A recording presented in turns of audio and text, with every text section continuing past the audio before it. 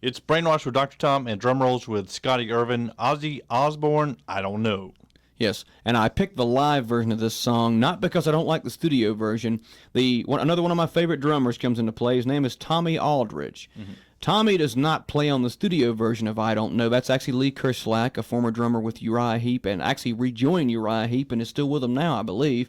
Mm-hmm. I love Lee's playing on this song, but that really wasn't where the influence came in. There was a show called the King Biscuit Flour Hour. I don't know if some of you folks listen, maybe old enough to remember this show. I'm not sure, but it was a radio show that came on generally on Sunday nights when I remember it. But they had several different concerts from different people, and they had one on Ozzy around the time that his guitar player Randy Rhoads got killed, and it was the lineup that also featured Tommy Aldridge playing bass. Rudy Sarzo playing bass and Tommy Aldridge on drums. Mm-hmm.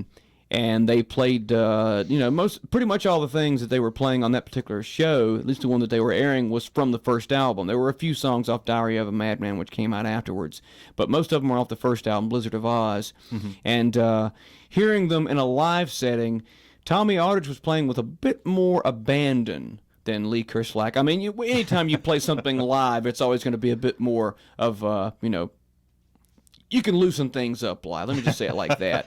And they certainly were.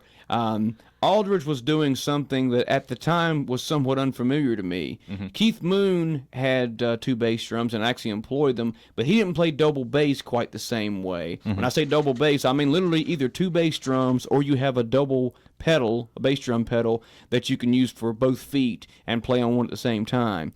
Aldridge prefers two separate bass drums. And considering the workout that he normally gives it's probably a good thing. Mm-hmm. I've had the pleasure of seeing him live 3 times, once with Ozzy and twice with Ted Nugent. Mm-hmm. And as far as what he was doing bass drum-wise, there is no way I would have even tried to come close to duplicating that, but I thought it was fascinating. And some of what he played on bass drum influenced me in how I played my toms. Mm-hmm. I didn't start trying to play double bass until years after this. Mm-hmm. But it occurred to me that when I was playing along with certain things on the radio, I would sometimes try and duplicate a double bass drum part without actually playing double bass.